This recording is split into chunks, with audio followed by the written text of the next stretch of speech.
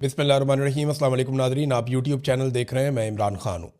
इमरान ख़ान साहब को अस्पताल में लाया गया। एक मरतबा फिर मैंने आपको पहले बताया था कि ये लेकर आएंगे और जो 25 तारीख का कहा जा रहा है ऐसा नहीं होगा। मैंने आपको ये भी बताया था कि खुफिया रखा जाएगा मालूमात को, वक़्त को, रस्तों को, और फिर इमरान ख़ान साहब को अस्पताल में पहुँचाया जाएगा। एग्जैक्टली वैसा ही हुआ कि 1 महीने के बाद इमरान ख़ान साहब की आंख की ट्रीटमेंट दोबारा करनी थी। मैंने आप 2 दिन पहले बताया था कि अगले 48 से 72 घंटों के अंदर इमरान खान साहब को हर हालत में इन्हें इंजेक्शन लगाना होगा। और अब ये पहले तो आप देख लें कि जो अस्पताल की जानिब से एक प्रेस रिलीज़ जारी की गई है इमरान खान साहब के इलाज के बाद। आप देखें कि आधी रात को पेशेंट आता है, आधी रात को उसे चेक करते हैं, आधी रात को उसका ट्रीटमेंट करते हैं और आधी रात को ही प्रेस रिलीज़ जारी कर दी जाती है। कितना प्रेशर होगा इस पूरे सिस्टम के ऊपर। वैसे तो ये प्रेस रिलीज़ पहले से लिखी हुई थी, लेकिन मैं आपको फिर भी बता देता हूँ। वो कहते हैं जी, इमरान अहमद खान न्याजी उम्र 74 साल को 24 फरवरी 2026 को आंखों के इलाज के फॉलोअप की गर्ज से पिम्स अस्पताल लाया गया, जहां उन्हें VEGF एंट्रा वर्ट्रियल इंजेक्शन की दूसरी डोज दी गई। प्रोसीजर से कबल माहिरीन पर मुश्तमिल एक बोर्ड ने उनका मुआयना किया, जिसमें कंसल्टेंट कार्डियोलॉजिस्ट शामिल थे, जिन्होंने इकोकार्डियोग्राफी और ECG भी की, जिसके नताइज नॉर्मल आए। इस दौरान कंसल्टेंट फिजिशियन ने भी इमरान खान का मुआयना किया और इमरान खान को तिब्बी तौर पर स्टेबल पाया। इमरान खान की रजामंदी हासिल करने के बाद और ऑपरेशन थिएटर में मियारी मॉनिटरिंग, एहतियाती तदाबीर और प्रोटोकॉल के तहत माहिरीन की मौजूदगी में या उनकी निगरानी में माइक्रोस्कोपी की रहनुमाई से जो है वो उनको इंजेक्शन की दूसरी डोज दी गई। ये अमल डे केयर सर्जरी के तौर पर अंजाम दिया गया। क़याम के दौरान इमरान खान प्रोसीजर से पहले, दौरान अमल और बाद में तमाम तर मराहिल में हर एतबार से स्टेबल रहे। बाद अज़ां उन्हें निगहदाश्त की हदायत, फॉलोअप मशवरे और मुतल्लिका दस्तावेज़ात के साथ डिस्चार्ज कर दिया गया। एग्जीक्यूटिव डायरेक्टर पिम्स, जनाब ये आ गया पिम्स अस्पताल का मौक़िफ़।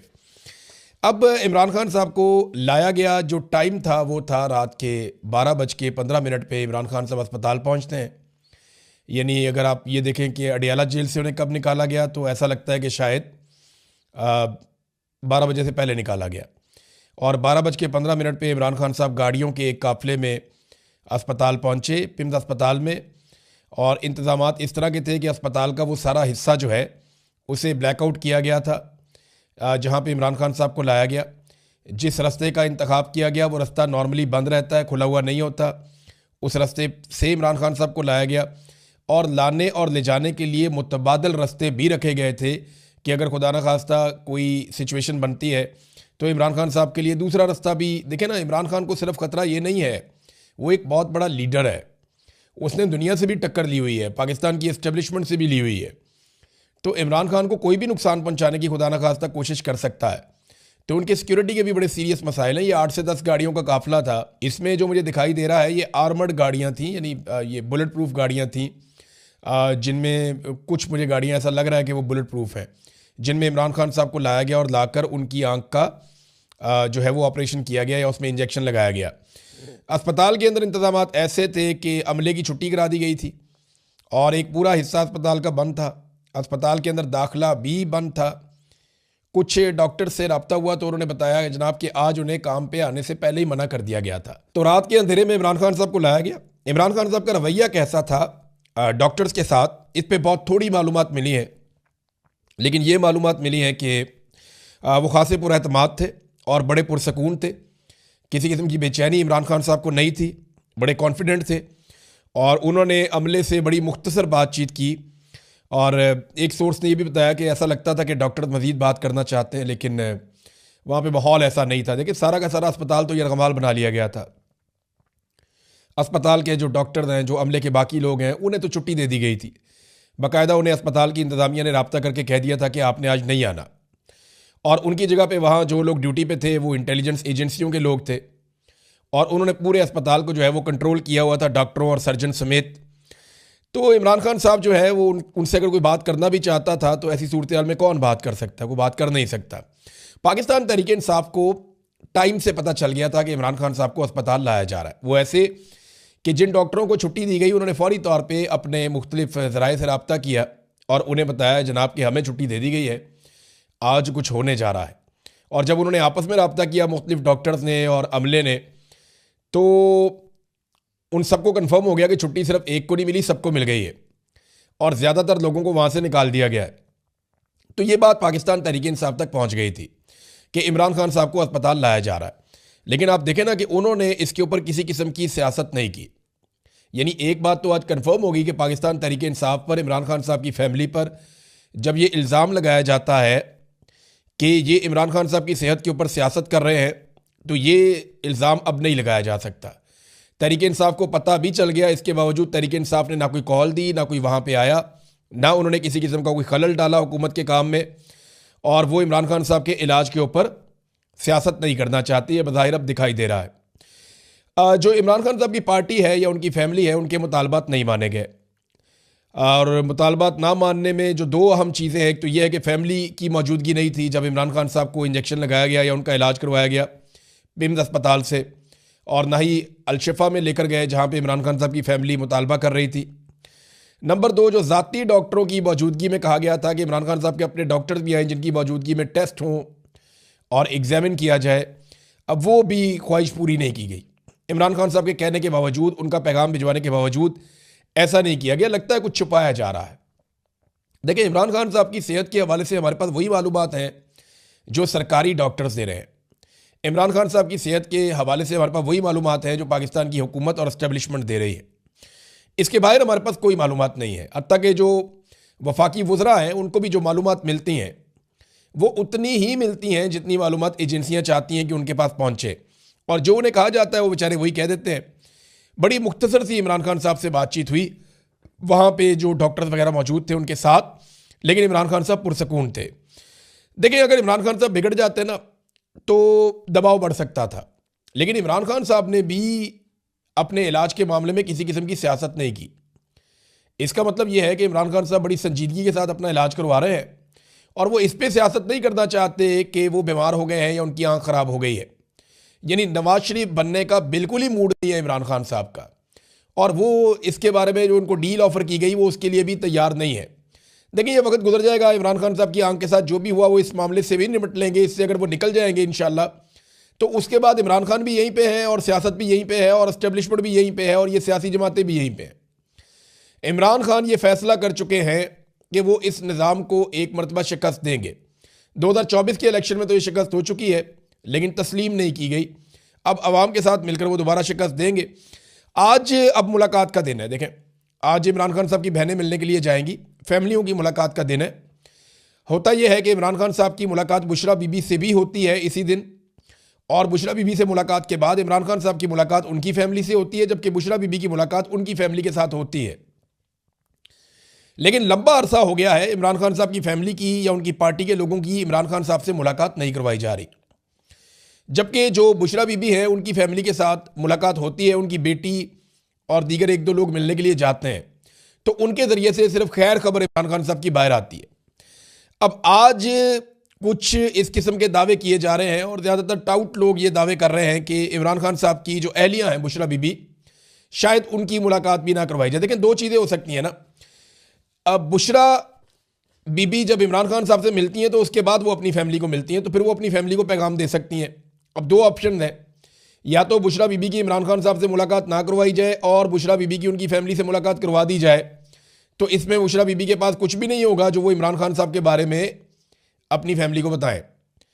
नंबर दो, बुशरा बीबी की इमरान खान साहब से मुलाकात करवा दी जाए और बुशरा बीबी की उनकी फैमिली से मुलाकात रोक दी जाए, तो इस सिलसिले में भी इमरान खान साहब का पैगाम बाहर नहीं आ सकता। अब देखना यह है कि ये निज़ाम किस हद तक गिरता है। वैसे उसूल और कानून तो ये कहता है कि इमरान खान साहब की मुलाकात उनकी बहनों के साथ करवाई जाए और बुशरा बीबी की मुलाकात उनकी फैमिली के साथ करवाई जाए, और कानून तो ये भी कहता है कि इनके मुकदमात लगाए जाएं, बेगुनाह इन लोगों को कैद किया हुआ है, ऐसी कोई चीज़ इन्होंने की नहीं है। तो शाखाना से जब से पाकिस्तान बना तब से लेकर लोग अब तक तोहफे खरीदते आए, इन्होंने कोई अनोखे नहीं खरीद लिए। शादी करने का मुकदमा इन पर डाल दिया कि इन्होंने आपस में शादी क्यों की है। बड़ी अजीब अजीब चीज़ें इनके साथ की गई हैं जो बहुत ही नामुनासिब है। तो अगर उसूल हो इस मुल्क के अंदर, कानून हो, तो ये छूट के कब से बाहर आ जाए। अब इमरान खान साहब वाली जो आंख की बीमारी है, इस मामले पे पाकिस्तान तहरीक इंसाफ के साथ अगर सबसे बुरा किसी के साथ हुआ है ना, देखिए ऐसा लगता था कि हुकूमत के साथ बहुत बुरा होगा, और मेरे पास ये इन्फॉर्मेशन है। मैं आपको डायरेक्ट ये इन्फॉर्मेशन देता हूँ कि जिस वक्त इमरान खान साहब की आंख का इशू बना तो मुझे मेरे कुछ दोस्तों ने रब्ता करके बताया कि एस्टेब्लिशमेंट के अंदर बड़ी बेचैनी पैदा हो गई थी और वो बहुत परेशान हो गए थे कि ये मामला बाहर निकल आया, पता नहीं क्या रद्द-ए-अमल आएगा। और उन्हें उस वक्त लगता था कि कहीं बांग्लादेश ही ना हो जाए पाकिस्तान में। एस्टेब्लिशमेंट डरी हुई थी, बहुत सारे ऑफिसर जो बड़े तगड़े अपने आप को समझते हैं उनकी हवा निकली हुई थी। और फिर उन्होंने फौरी तौर पे पाकिस्तान तहरीक-ए-इंसाफ से राब्ते किए, मिन्नतें तरले किए, उन्होंने मोहसिन नकवी को बीच में डाला, अयाज सादिक को बीच में डाला और पाकिस्तान तहरीक-ए-इंसाफ उनके ट्रैप में आ गई। तहरीक-ए-इंसाफ ने इनडोर एहतजाज किया और अवाम को कॉल नहीं दी। अच्छा, तहरीक-ए-इंसाफ को भी ये लगता था, उनसे अगर आप ऑफ द रिकॉर्ड बात करें तो वो कहते हैं जी हम कॉल देते तो कितने बंदे निकल आते, हमारी ग्राउंड पे तैयारी नहीं थी, क्योंकि ग्राउंड पे तैयारी तो की नहीं हुई थी, तो ये कॉल कैसे देते। तो 2-3 दिन जब मिल गए एस्टेब्लिशमेंट को और उन्होंने देख लिया कि पाकिस्तान तहरीक-ए-इंसाफ कुछ भी नहीं कर पा रही, तो उनका कॉन्फिडेंस बढ़ गया। और फिर उन्होंने क्या किया, वही जो वो हमेशा करते चले आए, उन्होंने धोखा दिया और धोखा देकर पीटीआई को भी फारिग कर दिया और पीटीआई डिस्क्रेडिट भी हो गई अपने कारकुनों की नज़रों में। जो मोमेंटम एक सुहेल अफरीदी ने बनाया हुआ था, अब वो मोमेंटम भी काफ़ी बिगड़ गया। अब सुहेल अफरीदी साहब और उनके साथियों के लिए एक बड़ा इम्तिहान खड़ा हो गया है, उन्हें एक मुकम्मल प्लान देना पड़ेगा। उन्होंने ये ऐलान तो कर दिया है कि वो इमरान खान रिहाई अमन फोर्स बनाएंगे, लेकिन ये अमन फोर्स कैसे काम करेगी, इमरान खान साहब को कैसे रिहा करवाया जाएगा और किस तरीके से ये आगे बढ़ेगी, नौजवान इसमें कैसे तैयारी करेंगे। क्योंकि सुहेल अफरीदी ने एक दिन पहले भी कल कहा कि हमें तैयारी करनी पड़ेगी, हमें बड़ी लड़ाई लड़नी है। सुहेल अफरीदी ने बार बार कहा कि हमारी लड़ाई मिलिट्री एस्टेब्लिशमेंट के साथ है। देखिए, बंदूकों के साथ तो आप एस्टेब्लिशमेंट के साथ नहीं लड़ सकते, लड़ना भी नहीं चाहिए और ना वो लड़ना चाहेंगे। हत्ता कि 2-3 दफ़ा उन्होंने कत्लेआम कर दिया आसिम मुनीर साहब जब से आए हैं, आर्मी चीफ बने। लेकिन मुझे नहीं लगता कि ये लड़ाई पाकिस्तान के हक में होगी कि अवाम और फौज आमने सामने आकर एक दूसरे पे गोलियां चला रहे हो, ये ना मुनासिब है। और ये पाकिस्तान तहरीक-ए-इंसाफ करेगी भी नहीं, एक पॉलिटिकल पार्टी, एक पुरअमन पॉलिटिकल पार्टी है वो, ना इन्होंने माजी में कभी कुछ ऐसा किया और ना मुझे लगता कि आइंदा करेंगे। तो तहरीक-ए-इंसाफ ऐसा करेगी भी नहीं, पॉलिटिकल पार्टी है, ना माजी में इन्होंने कभी ऐसा किया और ना मुस्तकबिल में कभी ऐसा करेंगे। हाँ, ये है कि इन्हें एक प्लान देना पड़ेगा, बताना पड़ेगा नौजवानों को खुलकर कि ये अभी हाल ही में नाकाम क्यों हुए, वजूहात क्या थी और अब इनके पास नया प्लान क्या है और उस पर अमल दरामद कैसे करना है। सुप्रीम कोर्ट ऑफ पाकिस्तान के बाहर एक इन्होंने धरना देने का फैसला किया कि रोजाना की बुनियाद पर धरना दिया जाएगा, उससे क्या फर्क पड़ेगा। इन जजों को कोई फर्क नहीं पड़ता, ये जज मेरिट के ऊपर आए ही नहीं। जिन जजों को फर्क पड़ता था वो इस्तीफे देकर घरों को चले गए, यानी जो बड़े बड़े जजेस थे, जिनके बड़े बड़े नाम थे, वो इस्तीफे देकर अपने घरों को चले गए। जो जजेस जहां बैठे हुए हैं उन्हें तो कोई फर्क नहीं पड़ता, जिनके पास इस वक्त ताकत है, जिनके पास इस वक्त इख्तियार है, जो दोनों अदालतों को, चाहे वो आईनी अदालत है चाहे वो सुप्रीम कोर्ट ऑफ पाकिस्तान है, जो उन्हें कंट्रोल करते हैं, तो उनके पास तो इख्तियार भी कोई नहीं है इस वक्त। यानी वो तो एस्टेब्लिशमेंट के ऐसा लगता है कि इशारों पे चल रहे हैं। और सुप्रीम कोर्ट के बाहर धरना देने से नहीं, अगर वकला खड़े हो जाए और वकला अपनी जिम्मेदारी संभाल लें कि उन्होंने इमरान खान साहब के केसेस लगवाने हैं और इंसाफ लेना है, तो फिर कुछ हो सकता है। देखिए, वकील इमरान खान के नाम के ऊपर कोई ना कोई ग्रुप वोट ले रहा होता है हर वक्त, लेकिन वो इलेक्शन के बाद बिल्कुल इमरान खान को भूल जाते हैं। इमरान खान साहब के केसेस तक नहीं लगा पा रहे। अगर आप वकीलों के अंदर ये इलेक्शन करवा देना कि नवाज शरीफ या इमरान खान, तो मेरे ख्याल में वकीलों में भी 70-80% वोट लेकर इमरान खान जीत जाएंगे, जरदारी को, नवाज शरीफ को, सबको शिकस्त दे देंगे। लेकिन दूसरी तरफ अगर आप देखें कि क्या वकील इमरान खान साहब के लिए खड़े होते हैं, तो अफसोस की बात यह है कि नहीं खड़े होते और उन्होंने अपनी जिम्मेदारी अदा नहीं की। अगर वो ये करते तो ये हो जाता कि इमरान खान साहब के कम से कम केसेस लगवाने में वो कामयाब हो जाते। नाज़रीन, ये तो थी पाकिस्तान की सूरत हाल। अब आ जाए ज़रा थोड़ा सा, 1-2 खबरें मेरे पास इंटरनेशनल है, मैं आपके सामने रख देता हूँ। देखिए, अमरीकी सफ़ीर ने इसराइल के हवाले से जो एक स्टेटमेंट दिया है कि ग्रेटर इसराइल बनाया जाएगा और ये बनना चाहिए, इस स्टेटमेंट ने बोर्ड ऑफ पीस के बकिए उधेड़ दिए हैं। देखिए, बोर्ड ऑफ पीस तो इसलिए बना था ना कि इस खित्ते में पीस आएगा, अमन आएगा। अब अमरीकी सफ़ीर जो इसराइल के अंदर तैनात है, वो एक स्टेटमेंट देते हैं कि वो ग्रेटर इसराइल बनाना चाहते हैं और एक्सपेंशन होगी इसराइल की और बहुत सारे मुल्कों की ज़मीनें इसराइल के अंदर आ जाएंगी। बहुत सारा समुंदर और इलाके का कंट्रोल इसराइल के पास चला जाएगा। अब जब इस किस्म का स्टेटमेंट आ गया उनकी जानिब से, तो ट्रंप इंतज़ामिया को उन्हें रोकना चाहिए था या उन्हें शटअप कॉल देनी चाहिए थी। लेकिन ट्रंप इंतज़ामिया की खामोशी जो है वो ये जाहिर कर रही है कि शायद उनकी इस मामले पर रजामंदी है। अब इस स्टेटमेंट के बाद ना तो सफ़ीर को हटाया गया, ना ही उसके बयान की मजम्मत या तरदीद की गई और ना ही सफ़ीर को शटअप कॉल दी गई। तो ऐसे में जो अरब ममालिक हैं उनके अंदर एक बेचैनी पैदा हुई है कि ये तो प्लान कोई और है और बोर्ड ऑफ पीस जो है वो फिर बोर्ड ऑफ पीस नहीं रहता है। ऐसे में वर्ड ऑफ पीस जो है वो मुतनाज़ा होता चला जा रहा है और आने वाले दिनों में ऐसा लगता है कि मज़ीद मुतनाज़े भी हो जाएगा। देखिए, अगर तो ये गज़ा में अमन के लिए बना है तो फिर इन्हें बात करनी पड़ेगी हमास के साथ, इन्हें बात करनी पड़ेगी फ़लस्तीनियों के साथ, फ़लस्तीनियों को एक अलग रियासत देनी पड़ेगी जो उनका हक है, और जब उन्हें अपना हक मिल जाएगा तो सूरत हाल नॉर्मलाइज होना शुरू हो जाएगी। लेकिन यहाँ पे बात हो रही है ग्रेटर इसराइल की, और इसराइल की ये ख्वाहिश है और वो ये कहते हैं कि हमारा ये हक है कि जो हमारी एक बड़ी रियासत हुआ करती थी माजी में कई सदियां पहले, वो रियासत वापस बन जाए। तो उनका नुक्ता नज़र ये है, जबकि अरब ममालिक के अंदर एक बेचैनी पैदा हो गई है। सऊदी अरब ने उसके ऊपर बड़ा सख्त रिएक्शन भी दिया है।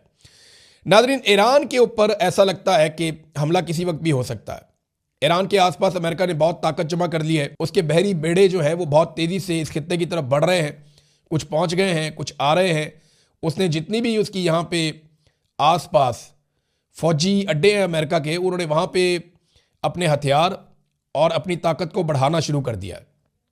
ये बहुत इंपॉर्टेंट है। देखिए, अभी शहबाज शरीफ ने कहा कि साउथ एशिया के लिए डोनाल्ड ट्रंप एक सेवियर है, और साउथ एशिया में डोनाल्ड ट्रंप ऐसा लगता है कि एक जंग छेड़ने जा रहे हैं। और ये बात आप अपने जहन में रखें कि ईरान के अंदर एक मरतबा फिर मुजाहरे शुरू हो गए। जितनी ताकतें ईरान में रजीम चेंज करवाना चाहती हैं, चाहे वो कुर्दों का इत्तेहाद हो, चाहे वो तलबा की तंजीमें हो, चाहे वो मौजूदा रजीम के ख़िलाफ़ लोग हों, चाहे रज़ा पहलवी हों, ये सारे एक साथ एक्टिवेट हो गए हैं और एहतजाज शुरू कर दिया है और ज़ोर लगाना शुरू कर दिया, और इस उम्मीद में है कि डोनाल्ड ट्रंप इनकी मदद करेगा। ईरान के अंदर एक मोबाइल फ़ोन कंपनी जो है उसका सिस्टम हैक हो गया और उसके ऊपर डोनाल्ड ट्रंप की तरफ से एक पैगाम भी जारी हो गया कि जनाब डोनाल्ड ट्रंप करके दिखाएगा। तो अब ये जो सारी चीज़ें हैं ना, ये आप जहन में अपने रख लें कि किसी वक्त भी ईरान के ऊपर अगर अटैक होता है तो पूरा खित्ता एक नई सिचुएशन से दो चार होगा, और इसमें अरब ममालिक को बड़ा अहम फैसला करना पड़ेगा। तो नाज़रीन, अब तक के लिए इतने, अपना ख्याल रखिएगा, अपने इस चैनल का भी। अल्लाह हाफ़िज़।